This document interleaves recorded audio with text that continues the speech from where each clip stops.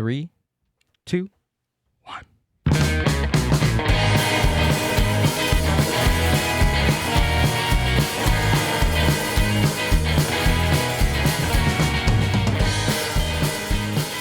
Boom! What is up, ladies and gentlemen? Thanks for coming back to another episode of the Mind Buzz podcast, the podcast that talks to your favorite artists, your favorite podcasters, entrepreneurs, and people just like you. The Mind Buzz, the Mind Buzz is partnered with My Grito Industries. My Grito Industries is a Latino and Chicano independent record label, art collective, and podcast network. It's not just the Mind Buzz on the podcast network or Chicano Shuffle. We have Emo Brown, Chicano Shuffle, West Coast Pop Lock Podcast, and now Tragos Amargos. From comedy to radio personalities, My Grito and the podcast network is pretty cool. So if you like this, explore your options, right? If you're a podcast listener like Amber. I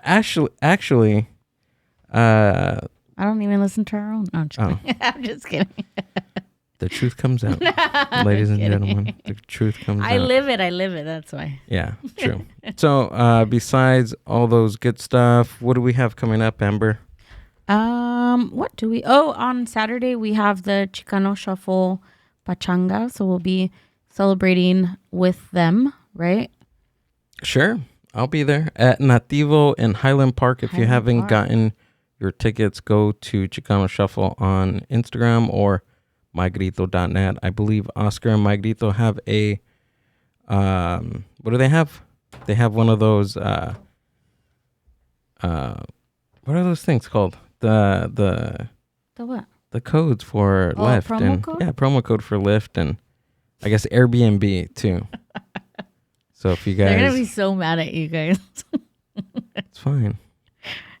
He'll get me back. He's I think Oscar's in a he's in a revengeful mood. Got it. These days. We also have our open mic in the city of Paramount at Horchateria Rio Luna, and that is what date?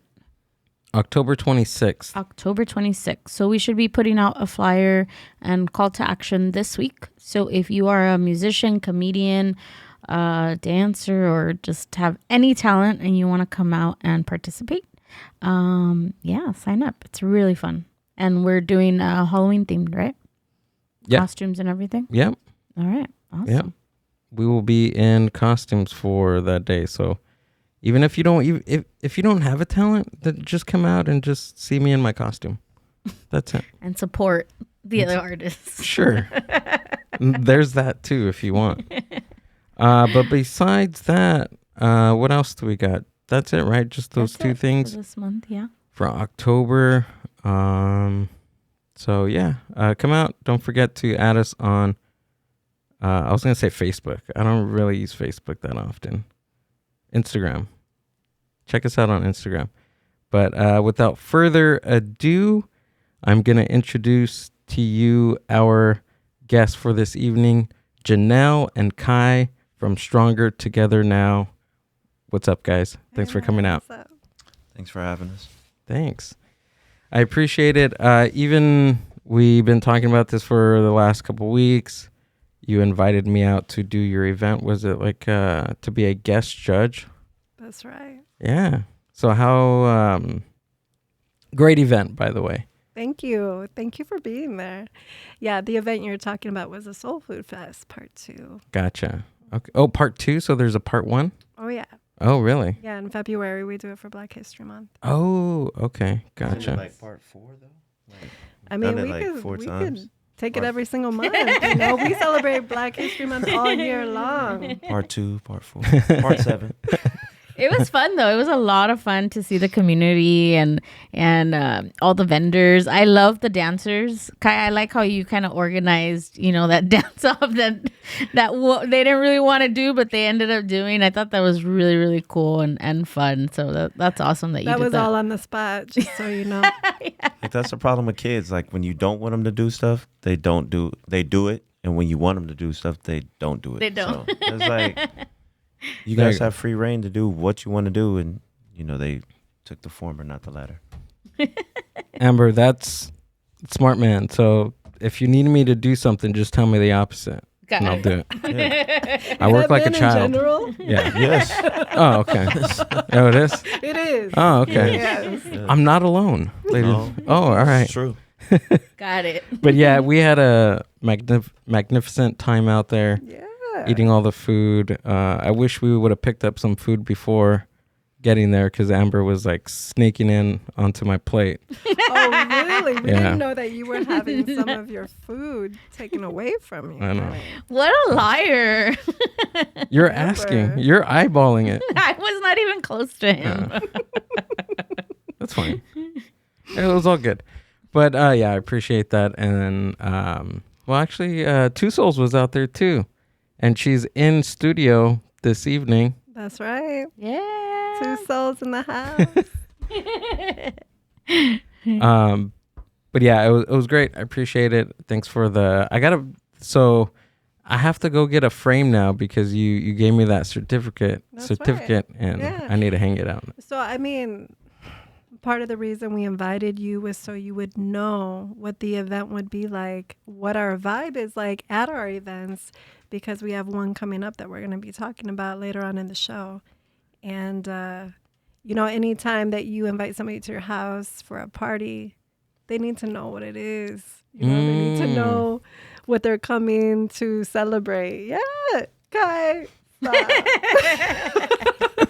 Is this radio Janelle or is this real Janelle? Like, I don't know who this is, but hey, man, okay, invite them to the crib. That's yeah. Yeah, they just need to get a feel for how we do our events, and we have a good time, and it's many aspects, right? We have the community involved through our giving market. So we always give away something at our markets. This past event where you came through, we were giving away helmets because it was Pedestrian Safety Month. That's right.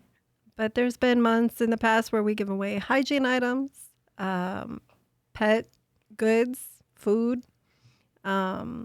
It's just a matter of what the theme is for that month.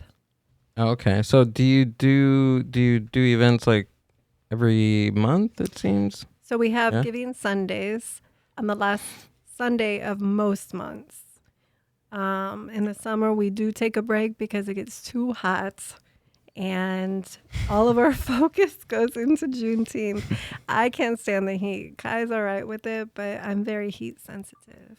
Do you do all of your events in Redlands or is it throughout the Inland Empire? We service the Inland Empire, but we started our roots in Okay. Redlands because there's not really culturally significant events happening over there. No, that makes sense. So we're tapping Sorry, in. Redlands. Yeah. Sorry. We apologize. No, but you guys are throwing your guys' events. You guys are changing that, right? Right, we're trying to create that space where people feel safe and celebrated.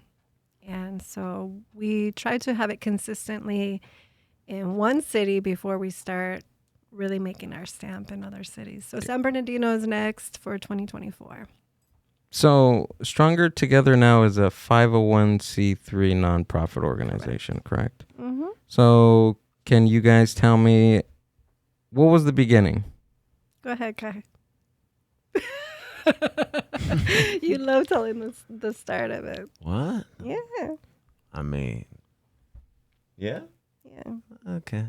So it was during COVID, and we were dating. We're still dating, and her daughter was having issues as far as like trying. She was with us all the time, and like her daughter's cool, but her daughter is like a bully to me a lot of the times. Yeah. So it was like, man, like I got to get this girl off of me because she's beating me in Uno. She's beating me in what's the name of this cat game? Sequence. This game. There's fat cats. You got to match them up and stuff. So I'm just like, this is ridiculous. But they don't want to play me in any of the sports that I'm good at. So I'm like, well, let's play basketball. No, you're too good. So I had to. That's not fair. We played soccer. I destroyed him. It wasn't even close. So I'd lose in Uno. So I was like, you know what? We need to figure out a way to kind of find things for her to do. because during COVID, she couldn't really interact with her friends at school. She couldn't do things in school. So she was always with us. So we came up with an idea. I was watching the NBA game, and they had the NBA. They were in an actual bubble. So they had the NBA bubble where they were at the Orlando Orlando Sports Studio. They have a basketball court there and hotels and stuff there. So I was like, maybe we could kind of piggyback off of what they're doing and create our own sports bubble. So thank the folks in San Bernardino County, they were actually able to get us COVID tests. So what we would do is we would get the COVID test and we would cultivate an actual bubble. We would have the kids test around Wednesday, and then they would be able to participate in the bubble Saturday. So what that would ensure is the kids would be safe. The parents obviously living in the same household as the kids would be safe. And then we would be able to have our sports bubble that Saturday and ensure the participants of the class that, everyone was free of COVID. And it really, really helped to decrease anxiety in these kids. Wow, that's really smart. Yeah, I mean, especially with my daughter, we saw it pretty quickly, but with more participants and how they came together every week, every Saturday, they look forward to it. And we would switch up every week different themes. We're really good at that, just, pulling in different themes. We would have them learn how to make tie-dye shirts one week. The next week, they would make swords and shields out of cardboard and paint them. Another week, they'd ride bicycles. We'd play football, soccer, like balloon fights. We had so many different ways of just keeping them active and happy and interacting. So you found something that you found I guess like a need, right? And then just try to fill it in your own creative way. Yeah, I think because before that we had been out protesting, Kai more than me as a single mom. It just was hard to get out like that all the time. And we knew that we needed to create some type of programs locally. And so that's one of the first ones that we really birthed. He's the idea man. I'm the action woman. So yes. You give me an idea, I organize it and make it happen. And now we have obviously a team. But yeah, I mean, we just wanted to make things better. If the situation is what it is, then let's use our powers to create something impactful. I was tired of losing at Uno. That's where it really came from. I don't want to hear. That was your main motivation. That's fine. We wanted to impact the community, but she just would hold the draw 5 cards the whole game. She still does. So she'll have 20 cards in her deck, and it's just draw 5. And they're all for me. You guys ever played Uno Flip? Nuh-uh. Okay, that's the dark side. So you have the regular light side of Uno, and then you flip it over to the dark side. That's where you get those +5s that he's talking about. And you can put those. +5s because usually they're like +4, no? +2 and +4. Oh, okay. So she's got 10 of them for me. Yeah. Her mom doesn't get any of them at all. Nope. Sometimes, you know what? I've had to. She's cooking the food at the house. I've had to draw 30 before. I just don't complain. He wants to win. He's so competitive. Like, come on. It's just a game. So thank you, folks at Uno. Maybe we need a sponsor from Uno. Oh, maybe. That would be good. Yeah. Because Uno created the kids sports bubble and Stronger Together now. That's awesome. That's really cool. So then, I mean, as the environment started to change again and things started opening up, we didn't need the kids' sports bubble. So unfortunately, it was, bottled in time. It was a beautiful time too. So after that changed, what was the next step after that? Like because this was all birthed during COVID, right? Mm-hmm. So after everything started opening up, what was the next move from then? As she mentioned that I was going to a lot of protests. Okay. So I was frequent in the LA area, South LA, like you said, Pico Rivera, Boyle Heights. We even did some in East LA. It was crazy. And what happened with that was they did a Dance for Black Lives. So for me, I'm like, okay, I didn't necessarily understand the concept because I'm like, okay, well, Dance for Black Lives. I didn't necessarily see it the same way in the Inland Empire. I just felt that like we should just dance and celebrate and come together. I understood the Dance for Black Lives there because there were so many folks of color, be them brown and Hispanic people that were, being shot.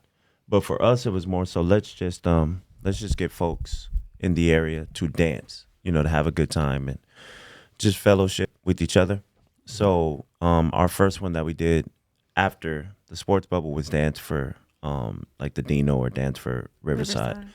And similar, just getting folks together. We started doing the vending. So we would have vendors. We had a couple of artists. Shout out to Planet Love, my boy. What's this guy's name? No, I'm just kidding. But Savvy. And we had his band out there. And that was like kind of like what we're talking about Lamaze later. But that was really us getting into the idea of like being entertainment and really bringing a product. You can do whatever you want in the community, but if you're not generating revenue, if you're not making money, then it's just kind of like, oh, well, you're just doing stuff in the sandlot kind of. You're not going to sustain. Right. And honestly, like we needed to support the vendors because they too were being isolated during COVID. There weren't events going on. There's no permits being put out there. So we would organize like a protest and then just have vendors there and not do the protest because that's the only way we could get into the parks and actually have an event. Oh, so it was like a organized. It was a loophole. Yeah. Oh, got it. Is that what we did? Yeah, that's what we did. He's like, that's That's how you guys pulled it Don't off? tell Okay. them the secret sauce. All right. man. But then we also had, people speak. We always have open mic at our events. So if people want to talk about what's going on in their community or successes they're having, they're able to do that. And so it brought community together at a time when it was divided and isolated. And the two main people isolated in that were youth and elders. And so that became like our main focus, making sure that we're providing resources and connections for them. nice. So throughout all this that you did, when did you make the change to actually go and create a nonprofit organization? April 23rd, 2021. Okay, so it was a few months after you decided. It What was was the deciding factor to where you were like, you know what, let's get some paperwork on this thing that we're doing? I can take that one too. go ahead, because he wants to take Yeah, I can take that one full too. credit. No. Is the camera on me? Yes, This it is. girl, man. Oh my God. You guys No. sound like us. No. So it was what it initially happened was I'm going to protest every week. And so I actually got hit with a rubber bullet. Ow. Yeah, at the South LA police station, which was like literally like across the street from my grandma's house at the time. Rest in peace, grandma. But I got hit with a bullet. So I'm like, man, I can't do this every week. Like I don't have insurance for these types of things. I don't think there's protest insurance. So I'm like, okay, I got hit with a bullet. And then I actually got arrested going to an Adelanto protest where there was a kids in cages protest. So I went and showed my support for the folks that were in the cages and stuff like that, and You got beat down. didn't get beat down. But basically that was my thought process. He got aggressively arrested. So my thought process was like, okay, I can't have, because our group was primarily women. There was a couple of guys that were mixed in, but I'm like, I can't have them at protest with me, because like when I get in a protest, when I go to a protest, like I'm like Mashika, you know what I'm saying? Like I'm a warrior, like I'm there to do a job. Like if I see something's happening to someone, I'm going to respond. If I see something that I don't feel is right, be it right or wrong, like as a man, I feel, okay, well, I have to step in. And that's essentially what happened. Was a young lady was assaulted by the police, and I stepped in, and consequently I was arrested. So after that, it was like, I can't have a record. I can't continue to put myself in this type of danger. So And we knew protesting would only go so far. Like we needed to make some changes locally. And so by founding a nonprofit, we were able to establish ourselves more as not just an organization that's out there, but an actual business, an entity that people can support with their money and actually have a tax write-off for the money that they're contributing to our organization. Yeah. So, I mean, it was pretty clear that we needed to make a move. And so we had, I think, to start, we had 5 board members plus ourselves. So it wasn't small. Like most people have a hard time finding board members, but it was all the paperwork. There's a lot of things you have to put in place. And those board members are part of, that's the team that you brought up earlier? Yeah, so that's a team that started with us from the very beginning. And now we're 13 strong, probably 15 after next week. I need to vet 2 more people. Next week. Wow. Going through their applications. So I seen on your guys' Instagram about a new building or a new rental space. So tell me a little bit about that. Yeah, so our physical address before was down the street from where we are now, and it was ground level, and it got broken into twice. Oh no. Yeah, so I think, honestly, it was a number of things that probably contributed to that. We used to have neighbors next to us that would actually, it was a food pantry and would give out food. They moved, and so, you know, we had a lot of donations inside. Maybe looking in the window, they just... They felt like they weren't getting the stuff they needed next door, so we just became a quick way to get stuff. Yeah. So that happened twice, and it was time to go. Like, we can't just, that's not sustainable either. Right. Yeah. Of course not. Especially for a nonprofit that's not making money. Like, we just started paying ourselves this year, sporadically. It's not happening all the time. And that's only based on, you know, the type of revenue that we're actually generating. So if we're losing donations like that, that's not helping the community, and it's actually creating a problem for us. So we had to move. Wow. Yeah. Was it a bigger location than you were before? No, we actually had a lot of space over there. Oh, yeah? It was like, you know, it was good for storage. We had a lot of space to keep all our donations. Right. We don't have that type of space anymore. We just really have a professional office space. Oh, that's cool. It's in Studio D, which is above Chase Bank, right downtown off of D Street in San Bernardino. And so we have a collective shared space with other nonprofits and community members. And I think long term, that's what we need, because we need the space to do workshops. We need the conference center for our board meetings. So it was a step up in a different direction that's going to help us grow and give us the resources we need to be more efficient at what we do. That's great. So I know that you guys were saying kind of that you brought your organization and your events to Redlands, right? I'm fairly new to Redlands. I mean, I just found out Redlands, I don't want to say existed, but because I'm from like the Long Beach area. So I grew up over there, right? Mm-hmm. And I just started coming to the IE 4 years ago because of Gil, that he's out here. But, you know, I just visited Redlands maybe last year.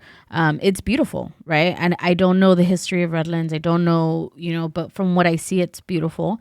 But kind of like what was the... I don't want to say like the turning point, but you guys are saying, you know, you needed to bring this to Redlands, right? To your area. How did the community in Redlands first react to you guys putting events together, or even doing some of these things? I mean, did you guys have pushback? Did you guys have a lot of support? Like, kind of walk us through what it was, you know, you guys kind of assembling. I think once the city opened back up after COVID, they were receptive to having events, but there were also some hesitations. But we felt supported. I don't think that there was any backlash at the beginning at all, except for when I'm getting there, relax. When we did our first Juneteenth event. But, no, before that. All right, go ahead, okay. Before that, remember? So we did our event with the Hoop Bus. So shout out to the Hoop Bus. It's a basketball court. Oh yeah, I forgot about that. Yeah, you see. That was our first event. So, man, That was on. That was on August. just forgot. That was before we were even a nonprofit, though. It I don't think that counts. matter, man. All right, go Don't ahead. matter. That's part of the archive. Yeah, Okay. man. I got the picture on my Instagram. He's I'll got show you guys. receipts. I Janelle, got- he's got He receipts. does. He does. So- I've been checked. So we had it's a basketball court, and they actually fitted the front and the back a bus with basketball courts attached to it. So Whoa, that sounds pretty cool. it's really cool. You have a picture of that? Yeah, and they actually You can pull it up. They traveled all the way to Washington D.C. Whoa. Yes, and back. Yes. Go ahead. So it's an actual bus, school bus, like the Magic School Yeah. bus, with basketball courts on it. So one of our first events in Redlands, we were able to shut down 5th Street, which is the street that's adjacent to Ed Hales Park. And this guy, he had to be like 70 years old. He's like, well, you guys are just, you guys are disallowing people to enjoy themselves in the city. And we're like, no, we went to City Hall. We got the permits. We have the proper paperwork, and we went through the proper channels to be able to make this event happen. Like, we just didn't get the bus and shut the street down. So, he was there. Well, that's kind of the He thing. was Like there. you have these Yeah. townies who grow up there, and they Yeah, think that they can like tell you what the law is, and they may not know all the ins and outs. And there's a lot of work that goes into event planning. If Oh, yeah. you've never done it. Yeah. Like, there's lots of things that you have to do. You don't just put out an event without any permission. Right. So he just wasn't privy to that information, and he was upset. No, he was privy to it, and no disrespect, but he was an older white guy, and that's why he felt that he could do what he wanted to do, because he's like, well, I'm from Redlands, and this basketball court seems Yeah. like an obstruction. So, as we are familiar, the colonizer. There is a certain entitlement. Yes, there's a certain Colonizer. entitlement that people feel they have since they've lived there their whole life. It's and relentless. that's kind of what I wanted to ask without asking, right? Because I mean, again, I'm fairly new to Redlands. I don't know the history of Redlands, but Oh, from what yeah, I yeah. see, I mean, Is that the same one right there? is this yeah, the but one? this Yeah. is the old guy that. Oh, that's him? Yes, We had to kiss and picture make that- up. So we won him over eventually. Yes, But, he stayed and played. You guys know. should have had like a basketball showdown, like his team Man. versus your team. That's Yeah. funny. And Well, whoever wins, either if he wins, you guys had to move As long the. as he doesn't break a hip, we're good. Exactly. right? That's fine. But I mean, Man. there were protests in Redlands, so we Really? kind of knew the terrain before we started doing Okay. events, right? Because they had two or three protests in Redlands, and one got Ooh, la, la. Oh, and this is all during COVID. yeah. Whoa. Yeah. That protest I mean, is crazy. there's definitely detractors in Redlands. Our biggest detractors have been in Redlands. So you would say, why do you keep Detractors, doing- you mean by like people going against the movement and what you guys are doing? What nationality are they? Tractors. I mean, detractors would be Detractors. as soon as you say inclusivity, there's people who are against that. Yeah. Gotcha. Okay, got it. The way as soon as you say safe spaces, creating safe spaces, people are against that. But why do you think that it's such like why do you think that those words piss so many everything's people become off? political. Yeah. Education's political, healthcare is political, like everything is touchy. Yeah, And then one- you have multiple generations at bat with each other that don't agree. They're conservative, we're liberal. Like it's just Yeah. there's too many intersectionalities on that. Once you start saying all those buzzwords like exclusivity, whatever, safe spaces, and I'm meaning the far right, they already have this like built into their mind. Like anybody that Reject. is saying that, they're automatically a liberal Or a socialist. or a Or an socialist anarchist. or an anarchist. What else did they call you guys? I mean, I've been called everything. Yeah. Yeah. It's just Yeah. it's tough. More often than not, maybe those words are a little bit bigger than they're used to hearing. But I mean, the thing that I try to do, especially for me as a black person, as a man of color, I try to explain to them that I may not necessarily agree with what we're doing. Like I'm not a salsero. She is, but I can support Lamaze because it's something that she has What's done. a salsero? She's a salsa dancer. Yeah, I've been Oh, a salsa okay. dancer okay. for 25 years. Salsera, but a man would be a salsero. So for me, that's not a scene that I'm in, but I can support it. I may not necessarily have to agree with it. I may not even partake in salsa dancing, but I want to be as supportive as I can be. And I think what we do a really good job of is when we do our events, we get people that know what it is that we're doing. If we don't, I'm not going to throw a Black History Month if I'm not black. That would be stupid. So we try to, for sure, get people, if we are knowledgeable about it, we try to find people that are. So that provides the inclusivity. Yeah. I'm not part of the LBGT community. That doesn't mean I can't support it. But I'm not going to be the one who's going to take the reins for that particular event. So I would get someone of that community to say, you know what, let's do this, let's do that. And then, they take the lead and we just support them as a nonprofit the best way that we can. So an example would be last year, and we keep mentioning this word Lamaze. Lamaze is our event that we're having in October. But last year we called it the Latina Festival, which we got backlash for because it's not an inclusive type of name. Not everybody identifies with Latina culture. So our promotional items for that needed to kind of supplement that, right? So Mexicana, Indígena, just making sure that we reflect every culture, not just one type of culture. So this year we changed the name to be more inclusive because we learned from that. Like, we're okay with being corrected and learning from it, but we're not okay with people targeting us and making us feel like we are horrible people for trying to do something good, right? And last year we did have a drag show. We had a drag. How did that go over? We And this was still in the city of Redlands? yeah. Okay. Yeah. So let's talk about Baby that girl is bold. because Ooh. we had one dancer who was a drag dancer, Okay. but this was during campaign season for the school district. Oh. And there were volunteers with BSU, with other organizations at our event. And what is BSU? Black Black Student Union. Okay.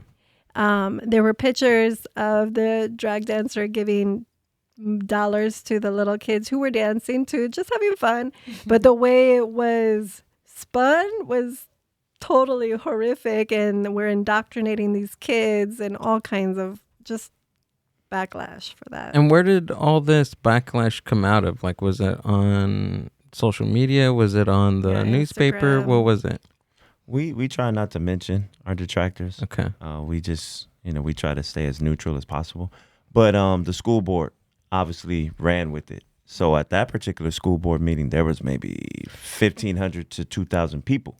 Yeah, there was one meeting that Whoa. happened before people were elected on. Okay. It was big time. It was over 1,500 people that came to that one meeting. The meeting, I left at 11. It went past 11 p.m. that night. Wow. We were there from 4 p.m. to 11.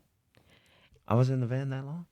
Yeah. He was sleeping outside. So he makes sure he's on site in case anything happens. But we can't even get a hold of him because he's sleeping in the van. Listen. He's What is reinforcement that? and he's Listen, man. He's like, I got your back. Linda. He's snoring Listen, in the Linda. bed. Oh my God. I have to be on site because if anything does happen, I need to be there. But I'm also a target as well. I'm a black We man get it. in Redlands. Come on. But come on. So anyways, it was a lot. I mean, those are the type of situations that anybody who's trying to, use this as propaganda and for their platform and to just spin it and have narratives, that was probably one of the biggest ones we went to that were, it was just all over the place. They couldn't even continue with the meeting because people just started getting out of hand. So these are the things that, happen in a town like Redlands, and it can happen anywhere. But when you have Huntington Beach. when you have a spectrum, Yeah. You know, you have a spectrum of conservative Republicans, old money, who have lived there for many, many years. And then you have the progressives moving in, and they're younger and they want things to change. And then you have 2 women on the board or city council, 3 men on the city council. They're not going to line up. You know, it's going to be a challenge no matter what's coming at you. So it's been a lot of that drama in that space. And it's not that we don't want to be there. We do want to be there because it's telling us that we're actually making some positive impact because people are learning about other cultures in a way that's not being jammed down their throat. Yeah. We're just trying to have fun, come out, have fun, enjoy, learn how to salsa dance, listen to music, talk to people in a way that you can connect with one another in a meaningful way. And you know what? I'm going to say something. I'm like, I was having, maybe it's my, what is it called? Like my trauma, right? So when you guys did the event and you guys brought out the dancers, right? So there was the different dance groups. And I grew up in a city where it's predominantly Latinos and you know, Black students, and it was, I don't know, we probably had not even one white person in our school. But what I'm getting at was that we were always pitted against each other, right? Mm-hmm. We were there was times, I mean, I remember one time particularly in lunchtime, you know, there was this thing that it was like Black students against the Latino students, and it was like this huge fight, and it was like everybody fighting everyone, even if they were your friends. Even, I mean, I didn't, I'm a weenie, I don't fight, but but still, you know, even if you saw friends that were friends, and it was just this thing where it was like everyone was pitted against each other, right? And I feel like it's always been like that, right? Or it was in the past, and I hope that it's changing, but I still feel like it is. So when I seen the dance off, I think a part of me was like, oh, like, you know, it took me back to high school, lunchroom, to my lunchroom, where I was like, oh, you know. But then after, to see like just how like even the parents were having a good time, and the kids were, and it just like it eased my anxiety. And I'm not gonna lie, I was anxious. But why? Because I grew up in that scene. I grew up, you know, knowing that, and it's not a good place to grow up, but it was reality, right? It was my traumas and things that I've gotten, you know, working through and over and everything. But to see that, and then to after see like they're just having fun, and everyone was like having fun, there was no drama, there was nothing. And then just to see the overall spectrum of the event, to me it was just like, it was really nice, honestly. I'm so glad you got to experience it in a positive way. It was great. Like it really, I'm telling you, it took me back for a second, and then after I was like, no, you know what? This is the life that we're living now. It's like things are changing, things are progressing, and it starts with the youth. Like I really like that you like Kai, like I don't want to say you made them, but you encouraged them. You encouraged them to dance. No, but even with you saying like, I don't want, you know, any like hands being thrown in front of each other, and then you made them like hug each other after, and you know, like it was just like, it was beautiful, honestly. It was really awesome to see, and I commend you guys for what you're doing. I was in those lunchrooms. Yeah. Shout out to A.B. Miller, class of 2003. Yeah, I didn't do any of the fights because I had like sports after school, so I would see it happen. But I mean, it's a different time. It's a new dawn. It's a new day. Yeah. And you know, I can remember my mom telling me, she passed, but she was like, "Yeah, man, when we were in LA, man, the blacks and the Mexicans, we used to get down. Like we were together." And so I'm like, well, "What are you talking about?" And it was just a point to where she was like, no, we did have that commonality, and we did have community, and we did have maybe a common foe or maybe a common goal. But sports has always been like my anchor. And so I think it was really important. And a lot of the parents walked up to me after, were like, yo, I really appreciate that. Because, you know, for men, we understand, you know, maybe I don't like you, maybe I do. But at the end of the day, like, we're men. And we have to, you know, be respectful of each other.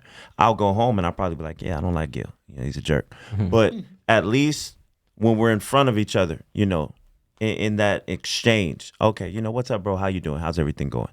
And so I think that's kind of good that I was trying to impart that on the young ladies, because they're still athletes. And that was what I said.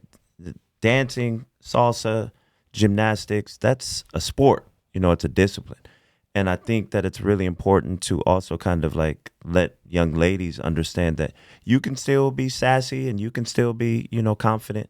But at the end of the day, we're competitors, but, we want to all get home safe. We all want to have a good time. And that was really the nature of the event. I was telling them, like, we're not going to fight. No one's going to win anything. But yeah, exchange, your Instagram with these young ladies and let's create community. Maybe you guys will be on dancing teams in the future together. You don't know. But we have to understand that, you can say, but he is better than Gumbo.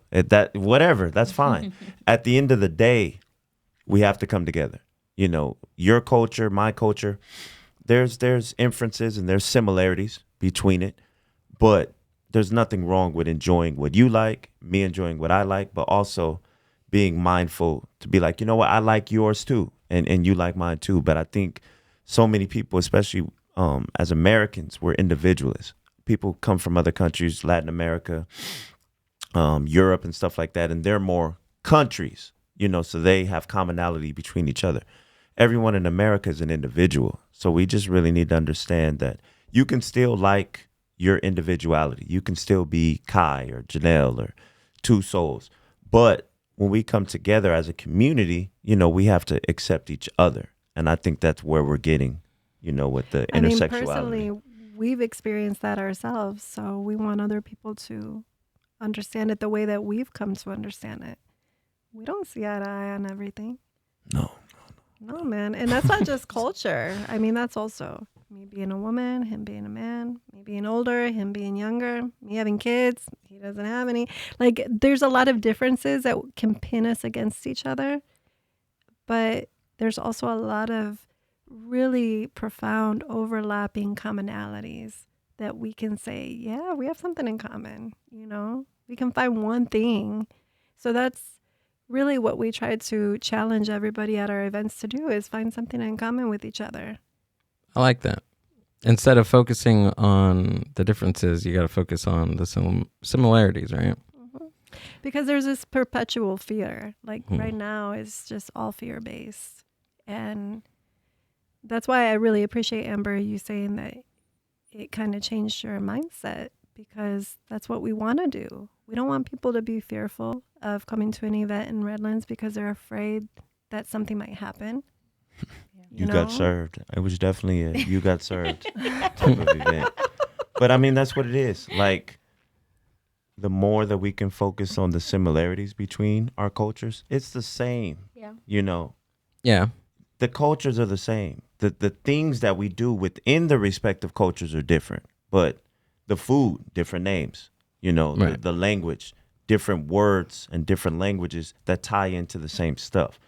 If you want to be an individual, that's fine. If you want to, harp on that, that's cool. It's hard when people start to use whatever their beliefs as a part of their identity. That's the hard part, because you can tell them all day about like your side of whatever topic, but if it goes against their identity, then you got a problem. The stronger they identify with it, the harder it is to have a conversation. Right. It's hard to bridge that and have dialogue. I think since, I want to say for the past few months, I've been practicing giving somebody my perspective one time and one time only. If they don't want to understand that, then I'm going to move on, because I don't got time for that. No, you don't. I hate explaining myself. Yeah. I really do. So you're going to hear it once. I don't like to repeat. I don't necessarily. I mean, if it's something that's consistently like a consistent problem, with then one maybe. person all the time. Right. It's hard. Kai, I have a question for you. Sure. How do you, just because like for me during 2020 and when everything was happening and the protests and everything, I didn't go out to protest, but I felt strongly, right, about everything that was happening, especially having, family members that are like biracial and everything. And I lost friends. I I don't want to say I lost them. I separated myself from them, right? Because of beliefs, because of things they were saying or posting or things like that. And I think that like 2020, 2021, I was very angry. I was very angry at anyone that had something that didn't go with what, I believed in and that I strongly believed in. Like, how do you hold those emotions in for yourself, like being an activist and going out there, like how do you kind of reel in those emotions of maybe being angry or overly upset about things or anything like that, especially when speaking to someone that maybe doesn't have the same ideals as you? Like how do you bring yourself back to center? Because that's really hard for me. That's easy for me. I don't care. Like, so what? Like, just as long as you don't disrespect them, just as long as you don't make them look like a fool, what they're gonna believe is what they're gonna believe. When I was a little kid, this is funny. I didn't know anything about Mexico, so I went to school and I asked my mom. I was like, "There's these kids and they say they're from this place called Mexico." And my mom's like, "Yeah, there's a country called Mexico." So I was ignorant to that. My teacher didn't teach us, and I'm on a block and we're like one of two black families and there's nothing but Hispanic people out here in the Inland Empire, 1988. And I didn't know. So it's more so just giving them, I guess, that leeway or giving them that platform to explain how you feel. It's not about being right or wrong. Like, how you feel is how you feel. Now, if we're talking about, heart mapping or, basketball, who has the most points in all time history, that's fact. You can't, uproot that. But I don't care. Like, I'm just going to be as respectful as I possibly can. I'll go home and I'll be like, man, he doesn't know what he's talking about. But just be respectful. Understand their position. They could be older. They could be from a community that, doesn't understand black people, brown people, LGBTQ people. Like, I try to be, I guess, mindful of what they've gone through. What I've gone through as a black person, as a black man. You don't have to go through it yourself, but just understand that the playing field for me is different. When a police car pulls up behind me, you might be like, well, that's not a big deal. To me, it is. You know what I mean? So it's the same thing. There were people that supported the police. There were people that weren't. I'm just taking it from my perspective and what I'm going through. And that's really just how I sort through a lot of the things. I'm not going to be dismissive, but it's relative to my experience. So if you have friends that, support the badge and support the Blue Lives Matter, just love them the best that you can. But that's not your reality. That's not what you're dealing with and what you have to face on a day to day. So that's how I went through it with George Floyd and Breonna Taylor and stuff like that. That was what people that look like me are facing. So yeah, maybe they should have stopped the car. Maybe they shouldn't have done drugs that day. Maybe they were out at the wrong time of night. All of these narratives that people will push and say, well, she shouldn't have wore those types of clothes. It's a different set of standards for women or people of color. So you just have to, listen to them and let them have their position and then just kind of go on about it. You can't harbor any ill will or any ill feelings towards them because they're basing it on their reality and what they go through. Amber, I'm an empath, and so I struggled with it as well. It's not always easy for us to say, I don't care what people think. I do care what people think. I care what I think about myself. And I struggled with my own family, just kind of, these are people you care about who are showing their true colors. Yeah, That's exactly. hard to deal with, Maybe it's because, part of them reflects part of you or maybe you realize, I didn't know my brother felt that way. It can make you feel conflicted. So I definitely can relate to the feelings you had.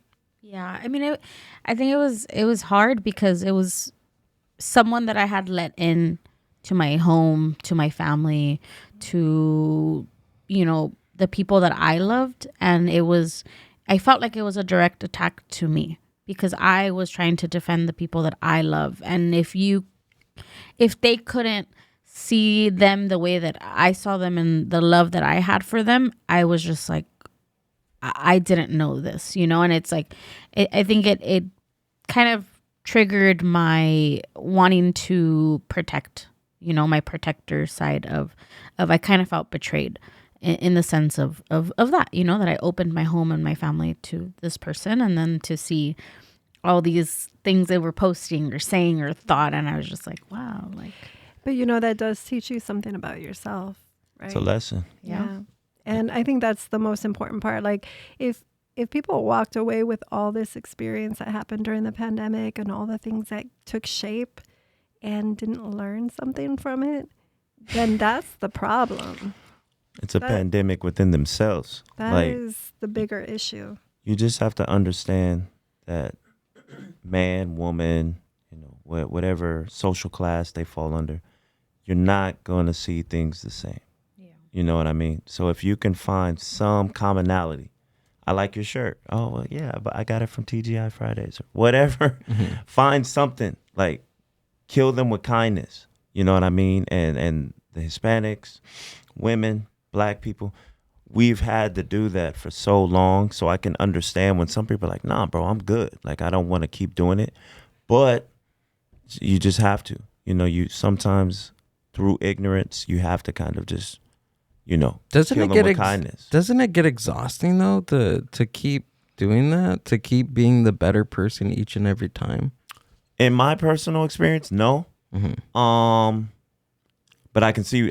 You know what I mean? I can see where you're going. Like it's like every situation, you're just like, I have to not say anything because of this person, right? Or you can't in a way you can't defend yourself, and I mean, at least for me, I feel like I don't want to wait. I don't want to open up that can of worms. I'm just gonna leave it alone, right? Or try to defend myself, right? But that always happens. It always happens. Amber would tell me, Gil, just be the bigger person. Don't even feed into whatever's happening at that time, right? But it happens all the time, and it's like, dude, I have to always be the better person. Like, how do you deal with that? Well, man, that's an excellent question. There's that fine line, and initially she was the CEO. She was the CEO because of my initial trepidation of being a face of an organization as a Black man.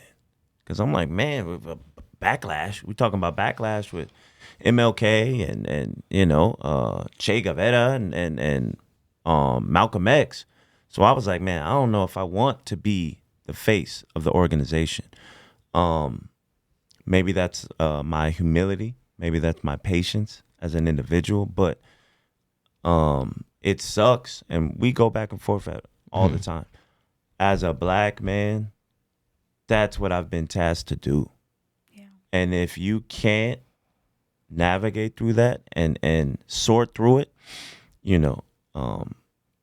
God bless you, but you're probably not going to live long. Mm-hmm. And that's just the unfavorable answer for a lot of people. But my uncles, cousins, grandparents, people that were enslaved, if you can't sort through it and just say, well, you know what, man, I just got to let it happen. They say a lot of us die young, and maybe those were the ones that couldn't, sort through it. But for me, to be 37, I'm going to be 38 in December. That's what's kept me alive. I don't want to sugarcoat it. I don't want to make it seem like this is a game. My patience, my humility, my ability to just be like, all right, it's not a big deal. That's what's kept me alive. So that's my answer. I can't necessarily say it for you as a Hispanic man, but I'm sure there's similarities. But if you can't hold your tongue, if you can't, oh man, the dude cut me off. Oh man, he called me the N-word. Yeah. As a Black and or hard, a brown dude. person, it's hard. Yeah, as a young woman, right. And today you're probably not going to be around very long, and that's unfortunately what we're up against right now. But it's a practice, right? For sure. It's you practice it each and every day, each and every time, right? Well, thank God for basketball, because I get to go to the court. Yeah. I get to go play basketball for my 3 hours or my 4 hours and just go crazy. I can yell at people as much as I want. I can throw the ball at the roof. It is true. I can do whatever I want. If you've seen me play basketball, You need an outlet. you're like, who is this dude? Like the dudes would be like, Kai, you're so nice when you're not playing, and then that's my outlet. You know, that's my opportunity. And I encourage her to, stay in her dancing, people to work out. For young ladies, they don't really have that outlet as much. Men, we have sports, we have weightlifting. Young ladies, if you're listening, please find an outlet. If it's doing hair, if it's watching your soap operas, whatever, try to find it. It's important. It's cathartic. It's therapeutic. Because honestly, like most of the time, like you don't even realize how much you're dealing with that. I've always been in a male dominant field in my career, and I've been ostracized. I've actually had a position completely removed because I wasn't part of the team. They just didn't see eye to eye with me. So I was in the military. So I think women kind of learn to, I don't know, suck it move up. a certain way because we know that terrain. We know it's going to continue to perpetuate and exist, and there's nothing we can do about it. It's the patriarchal society that we live in. Yeah, it's like second nature for us to kind of let it go. One of the things I always tell Gil is like, and kind of what Kai is saying, like the only pain and the only person you're hurting by harboring any hate or emotion or resentment is yourself. Because at the end of the day, the incident happened or the thing happened and that person is over it. They're over it later on. They're over it a day, later, and you're still sitting there in your, anger or your thoughts and everything. And what happens? It eats you up, right? It eats you up alive.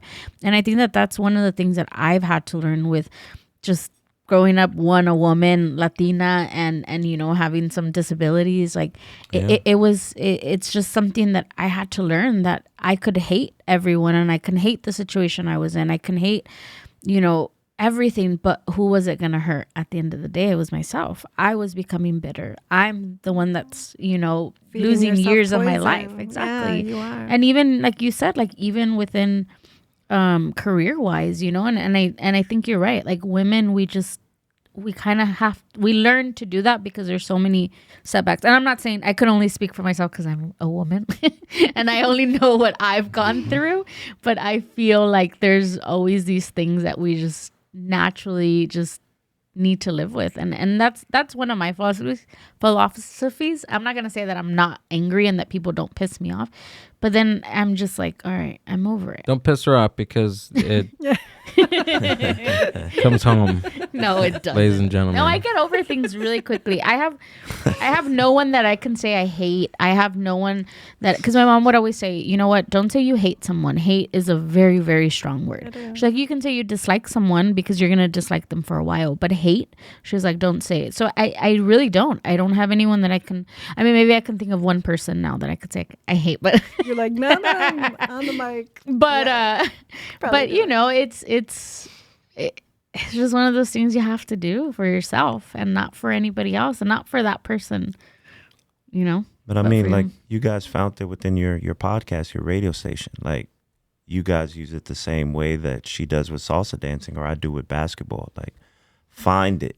You know what I mean? Find it. Whatever it is, if it's painting, if it's paper mache, poetry, writing, prose, comedy. If I'm it's telling, find it, please. Yeah. Because you have so many people that are unfulfilled in their respective lives because they work, they take care of their kids, they take care of their husband, they take care of their wife, and they haven't found something for themselves. I don't play basketball and make a lot of money from going to Mexico. I play it because it makes me happy. It makes me feel alive. I can express myself on the basketball court ways that if I did in real life, I would probably get shot. You know what I mean? What I can do on the basketball court or when I write, or I can do that and not, feel filtered. So whatever it is, find it, because that's what's going to keep you going. That's going to be like, you know what? I want to get to the gym. I want to go dancing. I want to do the next podcast, do that next story, whatever it is. Your soul has to have a purpose. Absolutely. And if you're not connecting with your I feel that. soul purpose, then you're missing out on life. That's why we're here. Yeah. As a human being, we want to do something. We want to create. I believe that we all have a purpose and we need to create something. We have a yearning to do something. Like we always ask, like, what's the purpose of life, right? The purpose is to do something. I feel like that's where a lot of anxiety and depression comes from, is because we're not living up to our full potential. You hit it on the head. Sorry to cut you off. I mean, being a creator, being creative, we are meant to create. We are meant to make things in our vision, right? And that's why artwork is so important to people. It's like you see that in an actual form, right? You bring it to life. Right. I feel like we brought this organization to life. That was our baby that we birthed, you know? And you continue to see it grow and you're proud of it. Right. If you don't make something, you have nothing to be proud of. And that's the issue. So yeah, that would create anxiety. That would create depression. So. Yeah. Just inactivity. Yeah. And you know, and then we can segue to other stuff, but inactivity. That's what we saw from COVID. People not being active, people not going out. True. Interacting with people, hanging out with family members. I've had some family members, they didn't see their mom for 2 years, you know, because they didn't want to affect them with COVID and stuff like that. It's just inactivity, being idle and just, you know, missing opportunities. Yeah, I hear it. Well, glad we're 3 years apart from that, but I mean, we're still trying to. I mean, as businesses and as organizations grow, we're still feeling the effects from the pandemic. Repercussions from that for a long time. And try to make sense of it along the way. That's the thing. It's like, how do we piece it together in a way that makes sense? Right. So as we switch gears, we're going to talk about your upcoming event. So do you want Two Souls? Do you want to jump in here? And we can go ahead and... we carpooled here together. Oh, you did? Oh, dang. Looking for the car. That's why I was like, I'm on the wrong place. What was who had the aux for the ride? What was I did. What was the playlist like? Oh, she played Depeche Mode, 80s. Like, I felt like That's fine. You can use those ones. Yeah. I was back in my element. I don't listen to No, you. All right. Hey. Yeah, she was loving my playlist. Hi, guys. Yeah. She was like, oh, I like it. It's all a flashback. Yeah, she had her hair 90s. All feathered, you know, like she's back from the 70s and 80s. Oh, my goodness. Like, hey. She's all asking me, what year were you born? I'm like, why is that? She's like, I like your music. I was like, yeah. Like, I grew up in a family of 5 generations, so I love all kinds of music. And I was 1980s. So for me, it was like...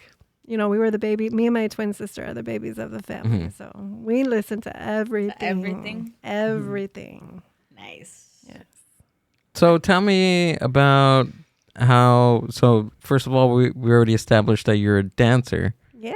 Right. You dance. That's cool. Yeah, salsa.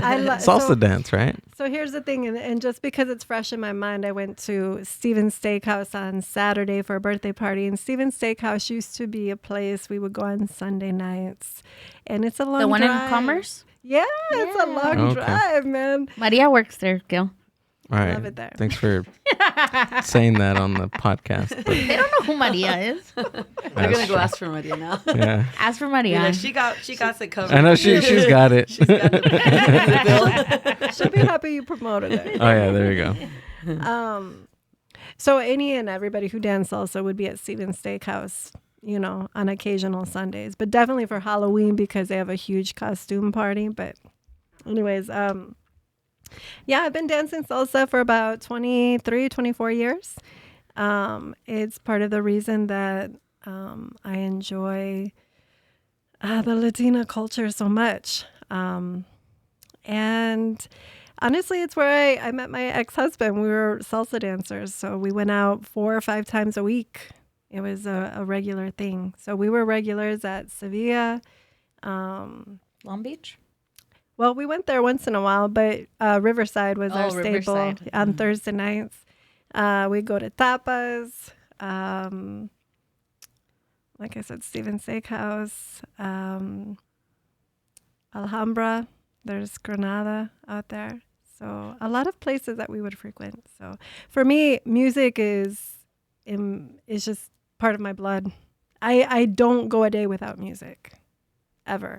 And I'll put on salsa music and dance in my kitchen, and I'm okay. Like that's enough for me. But there's a salsa community, and if you've never experienced it, like there are people who come together and dance salsa with each other all the time. It's a familia. Really? Yes. And now, the salsa scene has changed. It's not so strong salsa. There's more bachata. And so where I used to go I just found out about bachata not too long ago. yeah, it's a lot of fun too. Yeah, It's more sensual. Yeah, I have a and, friend, Mario Solorzano. He's an artist, and he's been dancing for like over 10 years or something like that. Yeah, it was kind of random. We were talking on the podcast, and I asked him what he was doing before painting, and he was like, "Oh, I was dancing." So just so you know, like bachata has really created a wave in the last 10 years. So where we would go out dancing, we would go for salsa, classic salsa, and live bands, right? And now bachata. So this is the whole thing, then. Yeah. Like you think of like, I don't know if you're familiar with all of the artists from the 70s, but like mambo classics, they have like just a huge fan base, right? And that's a classic salsa that really makes me want to dance. So Tiro Puente, anybody really from that age is just like, it is the most pristine music to me. Like that's what I want to move to. So places like Steven Steakhouse, they honor that. They create that vibe for us, salseros. But bachata's starting to push into that. So now instead of having 10 salsa dances in one bachata, now you have 50% salsa, 50% bachata, and even full bachata. Like no salsa. So yeah, it's changed the vibe a lot. Okay. So are you learning? I mean, does knowing salsa, does it make it easier to learn bachata? Salsa is technical. So most people are doing bachata because they don't want to learn the technicalities of salsa. Salsa is an 8 count. And bachata is a little bit more lenient. It's easier to learn. So I know bachata, I know salsa, cha-cha-cha, tango. I know all of that. It's no problem. But my favorite is salsa. Because it is the best. It is the best. So that's part of the reason, like this La Mas festival that we're having October 22nd at Hills Park in Redlands, California. For me, it's a big tribute to the culture that has completely accepted me and brought me into their circle. And then also enjoying that culture and loving music and dance. I feel everybody should have free salsa lessons. So we will provide that at the event. Really? Yeah. Okay. Yeah. So Jo Quiñones, she is a longtime salsa instructor in the Inland Empire. She teaches every Thursday at Alhambra, Granada. And she's just been a staple. She's amazing. And she teaches bachata and salsa. So she'll be our main instructor that day, teaching to the community. Wow. Yes. That is cool. So, I mean, our headliner will be a 9-piece salsa band. They're called Latin Sounds. Nice. I want to go. Yes. Yeah, you should What go. day? What day is it? October 22nd. October 26th. On a Sunday. And Two Souls is going to be MC. Yay, I got chosen. She looked me up. She was already like, hey. Actually, Paul. It was Paul, yeah. Yeah, Paul from Ramirez. Quetzalcoatl Band. Shout out to Paul. And they'll be performing. Yep. Okay, cool. That's one band that will be Yeah. there. We'll have Sal Isela. Sal and Isela y los salseros. And we'll have Heros del Sol. Héroes del Sol. Those are my boys right there. So, I mean, those are 4 bands that we'll have for free to the public. And this is just meant to be a huge celebration.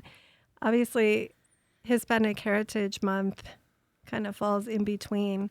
But it helps us to just like come together, just like we do for Soul Food Fest for Black community. We come together for the Latina, Mexicana, Indigena, and who am I leaving out? Chicano cultures. Mm-hmm. So we'll have speakers.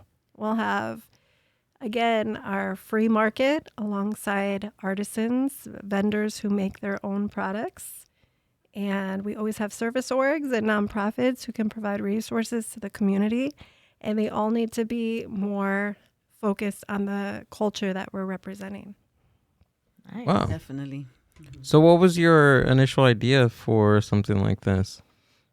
Originally, it started Yeah. as a women's celebration. Well, you did it last year, right? But then changed the name? Correct. Okay. So last year it was the Latina Right. Festival, which we had to change last year because we called it the Latina Fest. And I think that name is trademarked in LA. They have a big Latina Fest. Okay. So we actually had to change it to the Latina Festival. And you said that's the one that people were you were getting a little backlash because of the Yeah, so name? we partner, well, with the name, yeah, you bring up the name. The reason is because, we want to be educated on how to be more inclusive, and we're not going to get it right every time. So we tried. And somebody I respect very much said to me, Janelle, respectfully, you're leaving out many cultures by calling it the Latina Festival. I said, okay, how can we correct it? How can we make it right? So on our flyers, we have like the backdrop, and on the backdrop it said Indigena, Mexicana, Chicano. So we still represented everybody, even though the name was Latina. Oh, okay. Yeah. That's awesome. Just trying to do what we can. Yeah. And how do you kind of, because so I'm backtracking, I think like 2 years now. We did for my family's business, we wanted to do for Latino Heritage Month, we wanted to kind of shout out a business. I think I've said it on here before, but we wanted to shout out a business or anybody in our community that was doing something really cool. So we did like a post, but I put Latinx, right? This is 2 years ago. I did that before too. So I did that, and then I said, tag whoever you want us to showcase and everything. Well, we got a lot of people that tagged people, but then we got all those people that were like, why would you use that? I'm no longer supporting your business. You lost a customer. This is ridiculous. This is who you guys are. Da, da, da, da, da. And honestly, I cried. I cried because I was saddened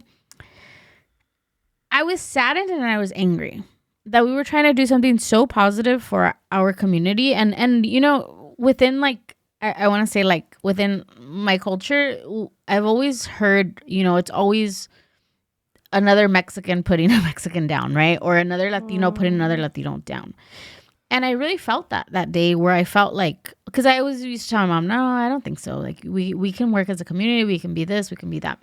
And obviously this is just one instance that happened to me, right? But I think it really brought me down because I was really trying to do something really positive, and I was trying to be inclusive. I was trying to go with what, I knew at that time, and it like completely backfired on me. So the next year I didn't do it because I was like, no, I'm too scared to even like try anything. And then, what if I don't, and this and that. And I'm kind of upset at myself that I let that be the factor that I didn't do it again. Right. And I like that you're saying like that happened to you guys, but you guys learned, right? You guys, you seeked out, how can I make it better? How can I learn from what I did?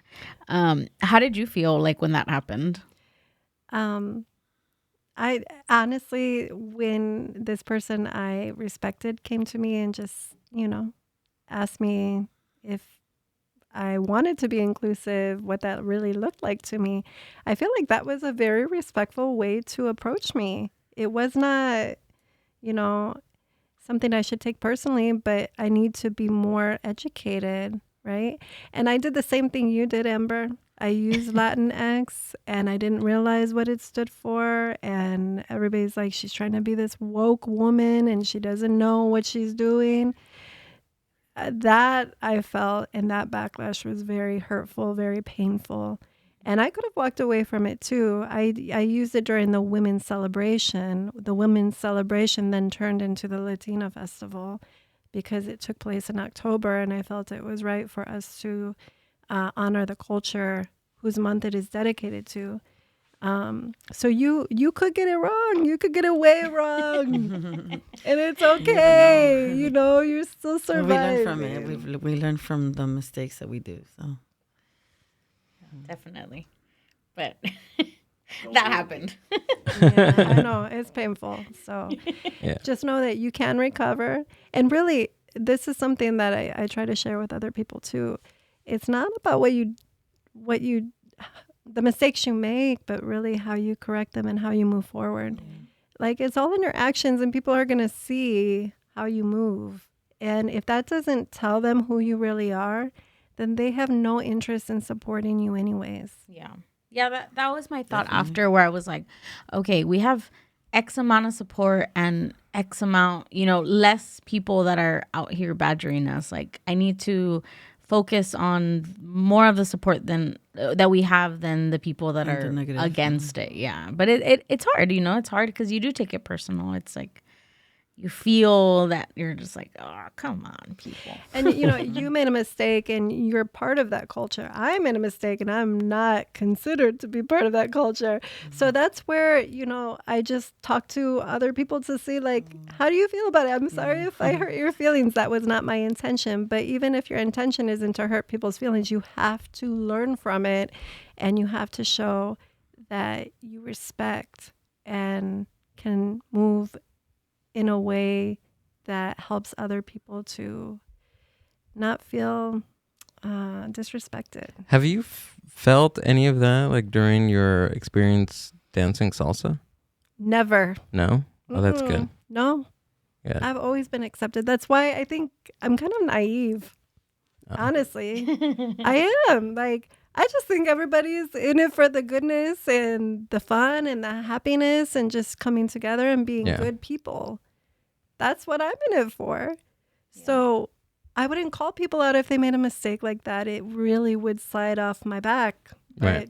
Other people hold that very tight because, like I said, the more you identify with your identity, the harder it is for you to separate yourself from what other people do. But I also think that you're being respectful, right? Of like salsa and the culture, and you chose to really learn about it and dive deep into it and love it and appreciate it, and it shows when you dance that you have an appreciation for it. Yeah. Because there's a lot of other people, a lot of other things that adopt like, okay, well, I'm just gonna say there's people that adopt like tacos or churros or whatever, right? And they love our food, but they hate us. Yeah, that's not cool. And that's when it hurts, because it's like you're exploiting a part of us, but you only get to choose what you like from us, right? And take what you like, but you don't like it as a whole. And that's when it hurts. But I think the reason that you're so welcomed and everything is because you're doing it with respect and love for the craft and the art and the music and everything, and it shows, and it's great. Yeah. And I would say, I married a Peruano. I married a Peruvian. So we went to Peru. I learned about the culture. I learned about the food, and I was like so happy. Like, feed me.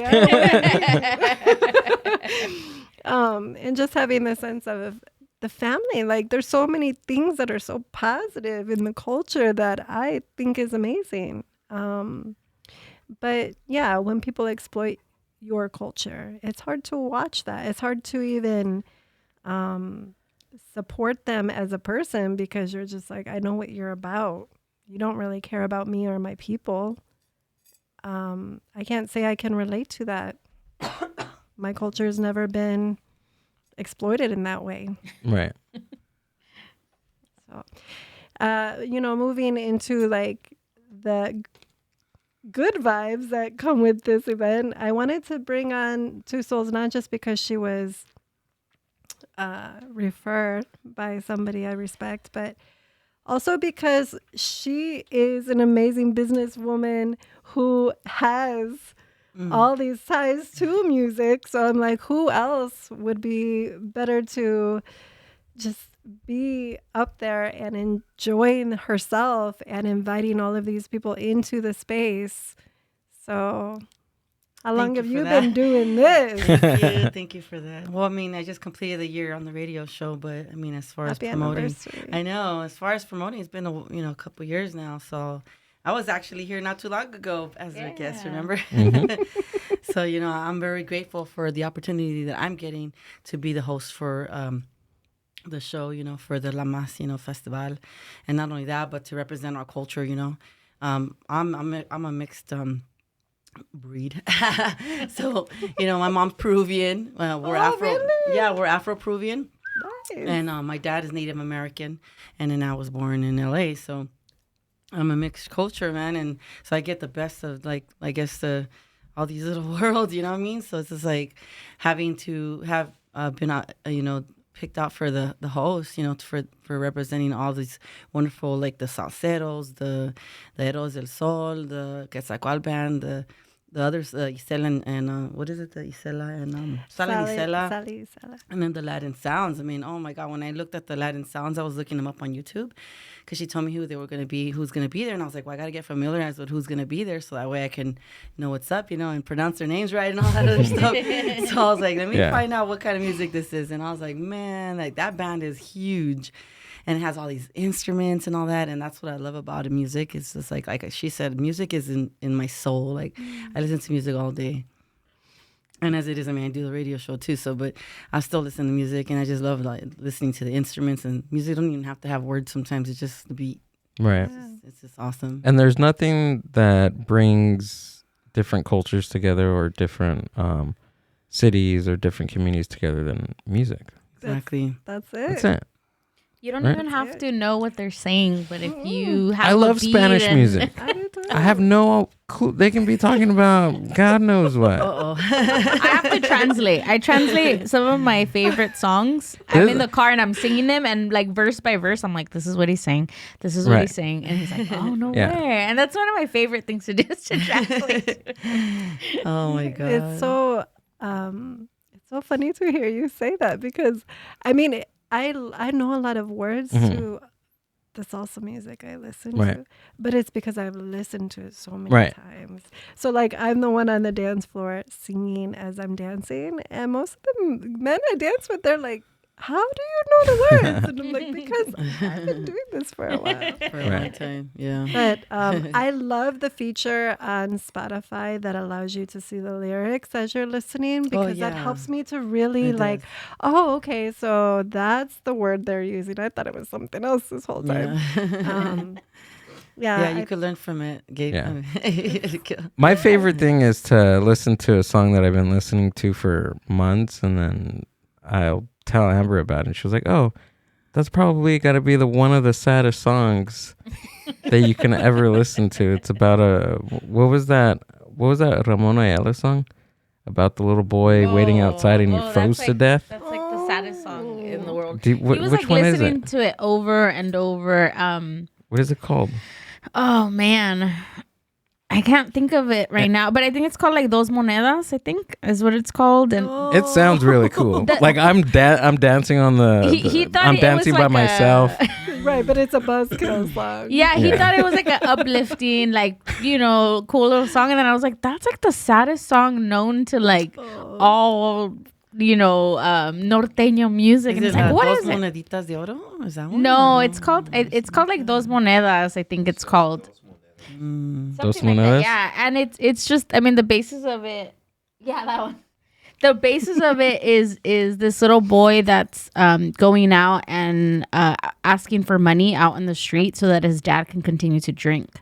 And then he goes to the bar and he tells his dad, I'm really cold and I'm hungry and I want to stop. And he's like, no, I need more money. So he sends him back out. And then when the man finally gets home, he sees his son in the steps of their house. and he's already dead and frozen because it Oh was my so God. cold. And he's saying like I could Dang, never Gil. regain that. Oh my Yeah, and Gil's gosh. over here like playing it over and over, and I was like, That's like the the best saddest one that he song. likes. Yeah, I mean, But he had no idea what it was saying. pobrecito. gosh. I know. Play it on the outro. I know. Make everybody cry. I had to refine my dance moves. Okay, so I You needed a do. song. All right. You know, when you connect to music, though, Yeah. just like you I mean, said, see, like you it don't can know mean what the most horrible, yeah, right? But when it's good, it's good. I'm sorry. When the That's music true. hits, it hits. it Yeah. does. But yeah, I mean, that happened. This is a very great like thing that you guys are doing, at least for the community of Redlands. So what's in the future? Like after this event, like this, can you pull up the their flyer for it, Amber? So that the Yeah, so- people. So that day is going to be 11 to 7. Most of There you go. our events are Is it 11 to this one? 5. Yes. I'll do this. Most of our, see how it says 11 to 5, that one's That's wrong. the wrong one. Yeah, Okay. so it's 11 to 7 because the 11. bands are going to continue performing. The vendors stay till 5, but the bands are going to continue performing until 7. So in terms of the future, I mean, following this event, we have our other Giving Sunday in November, which is November 19th. And then we also have the Tour of Toys, which happens with the Hoop Bus. We go to 6 different cities in the Inland Empire and give away toys. Last Wow. year, I gave away over 5,000 toys. This year, we're aiming 10,000. And that's on December 21st. So, I mean, we're going to go out with a bang this year. But next year, we're bringing our Giving Sunday market to San Bernardino every month. So we're working. Yeah, we're working currently with the city to get that in place for January through December next year. So we'll have actually 2 events each month, one in Redlands Whoa. and one in San Bernardino. Oh, okay. Yeah, That's so good. it'll be happening at this, every month. You ready for that, Kai? Wow. He's like, how do I He's get about out to of go here? back to Cancun. Don't do the San Bernardino one, she'll do the red ones. Okay. No, Wow. it's not the way it works. But Well, you guys are doing a lot of great things in your area. thank you. Yeah, definitely. Yeah, and we can't wait to see you guys get bigger and just expand more and more with the community, and we're excited for everything that the universe has for you both and We for your accept entire that. yeah. We accept that. And if you can get us any sponsors, let us know. I'm like, shout it out right now. We'll Put it work out on in the it. universe. We're going to Yeah. receive it. Yeah, Of course. Cashier's check, There we go. everything. Venmo, get the QR code, put it on the screen, Amber. Right? Do it. No, well, I mean, you guys are doing an awesome thing here. Thank you. And- Thank Hopefully you you for guys having can us. come and join us this time like you did last time. Come Mhm. again. Oh, Yeah, yeah. we October won't have 22nd. food contest, but we will Yeah. have plenty of food you can eat. And you can take salsa lessons. Yeah. The salsa lessons will happen think it was around like in 6 the o'clock, afternoon, 6:30. evening. Okay. Yeah, it's gonna be when the salsa band is actually set up. So, And a live Yeah, band, live too? band. So you Yeah. can Whoa. practice. yes, That's this cool. is all outside. Shout out So, the band. Yeah. yeah, Right there where we were at. That Okay, in the same place, same the Ed court? House Park. Mhm, Uh-huh. Yep, I like that's it. our place. Why? Okay. Because it's That's the downtown, place. and people can't. Just, Do those chess guys ever give you any? No. We actually No? we do really well with Board Game Paradise. They bring all their people to play chess every Sunday, Oh, yeah. so we took up their spot. Okay. Yeah, that's what I was saying. Yeah, they're And they've usually been there. very nice, no problems. There's no issues. Yeah, they may not like our music all the time, but they sit there and they play their chess and they're happy. That's good. They like the music. Like, They do? They said thank you for the music. Okay, Oh, yeah? Well, there you go. Hey, talk about the music. Did you really not know what the little girls were asking for? I know what Oh, it okay. is. I was like, I know What were what they Tommy the asking Clown for? is, I was like, come on, Kai. but I don't have that in my phone. Yeah, in the phone. You know, kind of to piggyback on what you said, like for the music, I wanted the young ladies to understand you have to be versatile. Yeah. So they just want Tommy the Clown, but you see the young ladies from Kinetic Movement. You know, one is doing jazz, she's doing reggaeton, Yeah. she's doing hip hop. Like, be versatile. You know what I mean? Like, that's what I was trying to impart on the young ladies. If you're the only one doing Tommy the Clown, of course you're gonna win. Like, Yeah. that's not something that the dance companies are gonna be familiar with. So Yeah, absolutely. just being versatile. But yeah, Tommy the Clown. He's I had cool. to show Gil who Tommy the Clown was. He was like, what? I'm like, Tommy the Clown? What's going on? I was like, Tommy, who? You know, if you Yeah. got a birthday party, What? Tommy will be there. Compton, Paramount area. you Yeah. know? Well, that's where I grew up, Paramount. So Yeah. I'm right next to Compton, so I know Tommy the Clown. I didn't even know what it was. I found out that same day Yeah? too. Oh, you found out that same day? Yeah, I didn't even know what it meant. I was like, what is that? I'm on Tommy the Clown. Everyone was all like, From Living Color, right? No. no, Then I don't know. Then I don't know. No, the little girl We'll kept talk saying clown after. music, and I No, was like, so what Tommy is the that? Clown is a real clown. Is a real Oh, dude? Really? And I'll so show you Tommy guys. the Clown, We need Pull to him see. up. Pull him up. he does crump dancing. Yeah. You know, Oh, okay. so That- that's the name of the guy. All right. Tommy is the clown on In Living Color. Yeah, But that's what I thought. I was like, but isn't that's that not who we're talking. All right. Because, I mean, I know his character.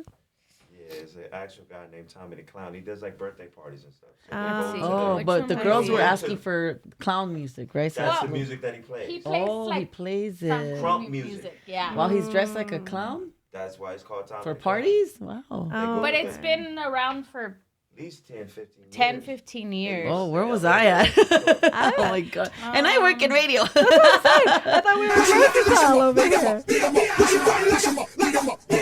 Let's see if we- yeah, see? Oh, that's him? Oh, that's him. Is that him? That's a clown, but that's not him. Yeah. That's Kai. He'll know. Kai knows. He said he knows. I don't really like clowns. I know they're scary. I don't like So, clowns either. But yeah, I think they're from like South Central. Mhm. He's Yeah, from from South the LA Central, area. from the LA area, and they were coming out to events. This is the one I put right now. That's him? Maybe I have to forward it. Yeah, maybe you're right. Those are his fans. Oh, wow. He has fans So- already that dress like him. And they battle. They got merchandise with They'll their get name on it. Where'd you get that? Why are you stealing from the party? Areas Like, in LA and they'll battle. might get this She hungry. was like, full on Tommy the Clown. It's on Tommy. So wait, was he like the original person to come up with the crunk dance? And That's him right there? Right here. And they just battle. Dang. So that's why the young ladies knew how to battle to that, because they wanted to battle to Tommy the Clown, but the other girls weren't gonna know. I get it now.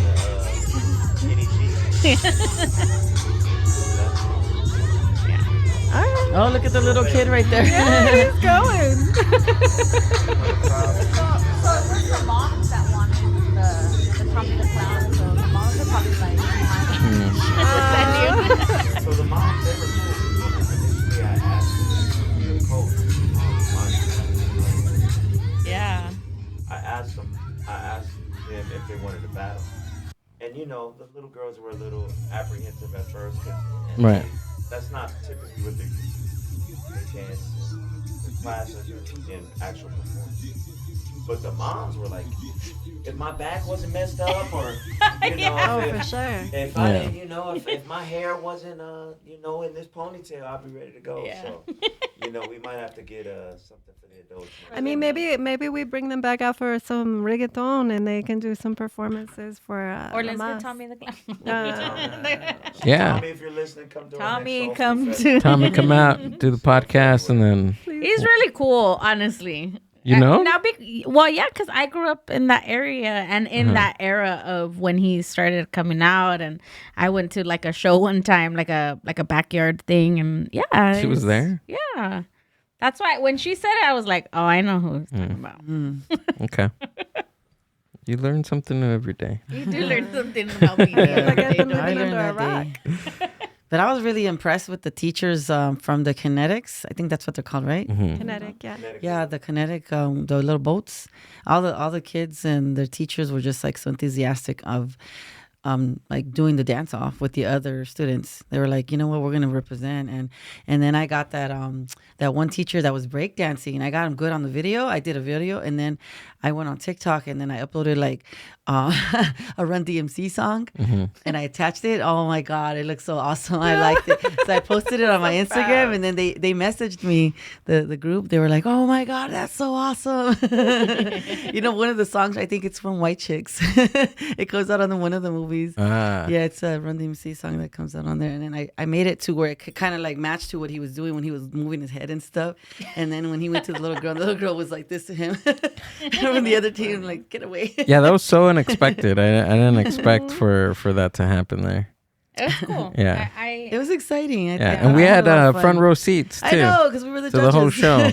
Yeah, as food judges, you are given front seat. Yeah. It's Awesome. We had show. front seats.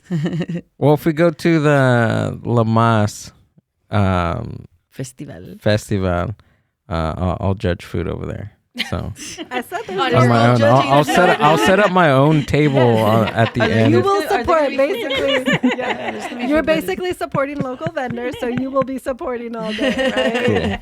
Cool. This time works. it's going to come out of pocket. That's fine. That's fine. We have a budget for that. So Ooh, well, Right, then we'll invite you to every event. we have a built-in budget for food, right, Amber? We do. At least I hope so. If not, but yeah, you guys are doing a great job at getting the community together. It's good to see that Thank you. people are out there and actually trying to make a difference. Yeah. I love it. I think we've been consistent enough for a period of time, so people know we're here for the long haul. We're not Yeah. just trying to do things and disappear. Awesome. Well, if and then I want to say something really quick too, because Sure. I was really grateful to know that she's in Redlands when she offered, like, oh, we're looking for someone to do the MC for the show, and we're in Redlands. And I said, oh my God, I'm in Redlands too. Like, that's where I'm syndicated at my radio station.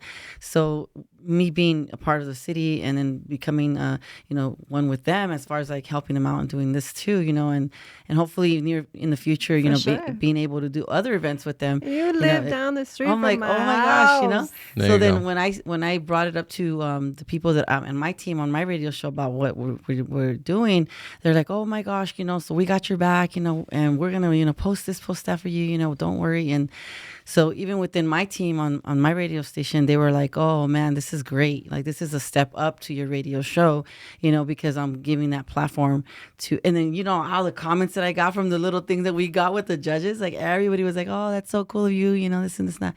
And so like, we got a lot of support for being a part of a community. And that's what they want to see. And that's what I always talk about on my radio show as well. Like when I'm presenting all the musicians, all the artists and stuff like that, I'm always like, hey, we got to do more community-based events and, bring the artists out, the musicians, everything. And as far as vendors too, helping out the vendors because they do their own businesses. And some of them, that's what they're living off of. So it's better to help them out, For sure. Definitely. And that's the type of support that we wanted to create, and we've been, like I said, consistent with that. And so for anybody listening, if there's some type of event that you'd like to celebrate during a month, PI or however, you want to celebrate something, like, let us know. Like, we're okay to create that space for you to showcase your culture, for you to have that safe space, inclusive space where you can have a good time.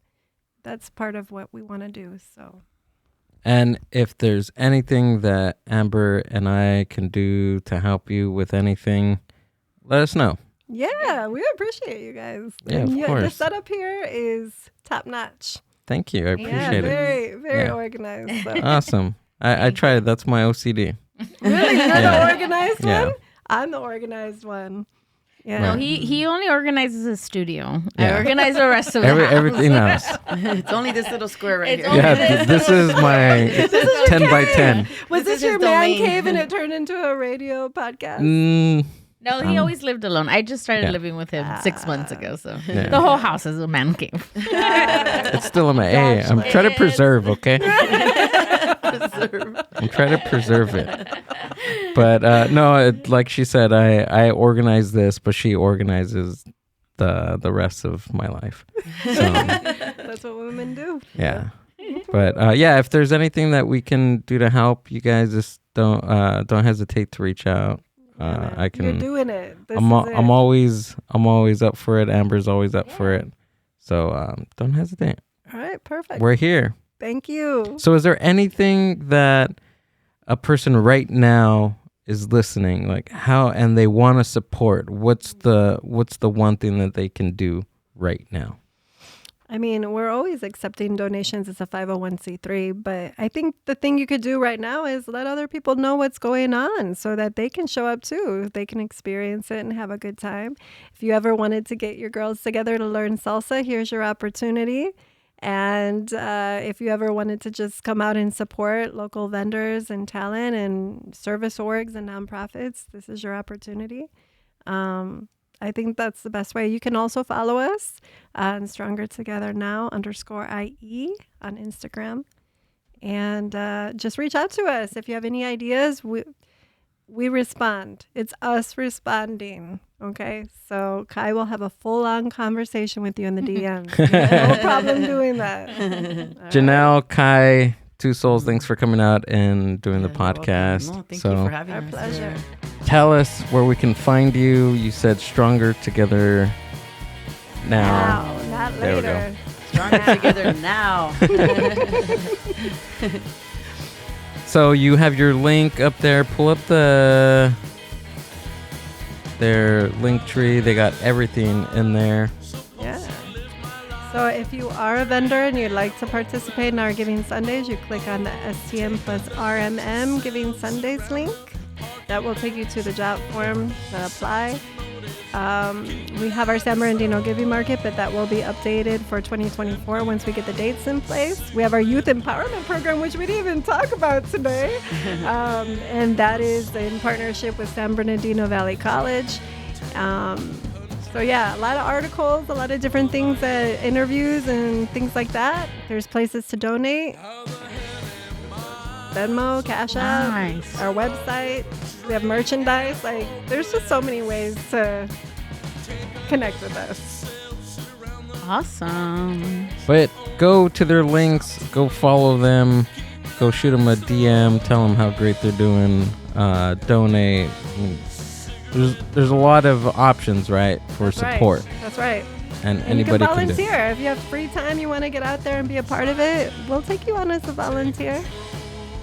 Our Cool. board members are kind of tapped out, so we don't have any more spaces. But next year, 2 years from now, we could bring you on as a board member. Awesome. So donate, volunteer, attend events, right? The 3 things that they can do right now. That's right. Awesome. And you can share go. the page. Yeah, share exactly. Share the page. That's Share the event. That's the number Every one share thing. counts. You can go down to the show description, go to their link, follow them on Instagram, and share whatever they have going on. That's always free. That's right. Exactly. That's always free, Always. right? And if you're living in the city of Redlands or any surrounding cities, go check them out. Yeah, we'll have Black on the Block this Saturday in Rialto. The Mind Buzz.